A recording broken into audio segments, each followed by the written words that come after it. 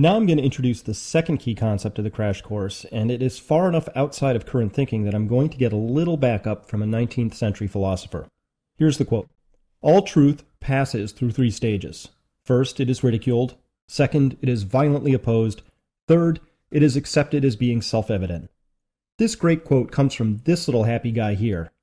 At some point over the next 20 years, this next concept I'm about to introduce will be self-evident. But for now, I think it would be safe to say that a lot of people would consider it to be ridiculous. What is this wild concept? It's that economic growth may not be good for us any longer. But growth is good, right? Nearly everybody would agree that we want a growing economy because a growing economy means we are becoming more prosperous. Economic growth offers opportunities, and we are all for opportunities. At least I am. And the desirability of economic growth is virtually unquestioned today. It's just something that everybody, from politicians to investors to business owners, talks about wanting more of. So many people would say that growth equals prosperity. But is this actually true? And what if it's not? Growth is actually a consequence of surplus if we think about it. For example, your body will only grow if it has a surplus of food. With an exact match between calories consumed and calories burned, a body neither gains nor loses weight. A pond only grows deeper if more water is flowing in than is flowing out. So it can be said that growth is actually dependent on surplus. Similarly, prosperity is dependent on surplus. Here's an example. Imagine you are a family of four, your yearly income is $40,000, and at the end of the year, there is no money left. On December 31st, there are exactly $0 extra to spend on your family. But then a 10% raise comes along, which equals $4,000, and your family can either afford to have one more child, or you can enjoy additional prosperity by spending a little bit more on each person. But you can't do both. There is only enough surplus money in this example to do one thing, so you have to choose.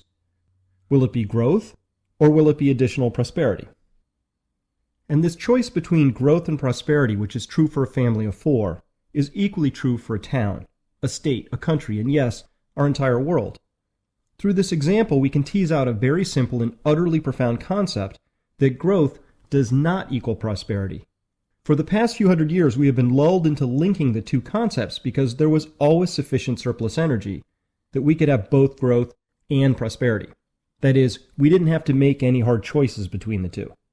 The economist Malcolm Slessor of the Resource Use Institute of Edinburgh, Scotland, has calculated that over half of the world's energy is now used simply to grow. So here's the big question. What's going to happen when 100% of our surplus money or surplus energy is being used simply to grow? The result is going to be stagnant prosperity. And what happens if there's not enough surplus to even fund growth alone? Well, when that time comes, we will experience both negative growth and negative prosperity. Not exactly the sort of future I am looking forward to. More immediately, all of the developed world's bond and stock markets are priced with the implicit and explicit assumption baked in that there will be continued future growth in the economy, corporate earnings, money supply, debt, and all the rest. But what if that growth never arrives? What then? Without robust growth, those markets will be worth a lot less than their current valuations. And that's a huge risk for individual portfolios, pensions, endowments, and even social stability. We'll talk in more depth about the seriousness of this risk later on in the crash course. But simply put, if we do not properly allocate our dwindling surplus resources towards prosperity, and instead default into the comfortable and familiar pattern of growth, then we risk a future of less prosperity. This, then, is the greatest challenge of our times, properly recognizing where we want our remaining surpluses to go and getting that story out. I, for one, want to see continued advances in energy efficiency, medical technology, and everything else that modern society can offer. And I want my children to have reasonable and fulfilling jobs. And I personally would vastly prefer to live in a world of happy and prosperous individuals versus one that is merely larger but with less to go around for each person. It is our future prosperity that we place at risk if we allow ourselves to do what is easy, that is, take the path of least resistance and simply grow, instead of doing what is right, which is directing our surplus towards a more prosperous future. So there it is, key concept number 2 of the crash course: growth does not equal prosperity. Now that you have these two key concepts in hand, we are ready to explore this thing called money.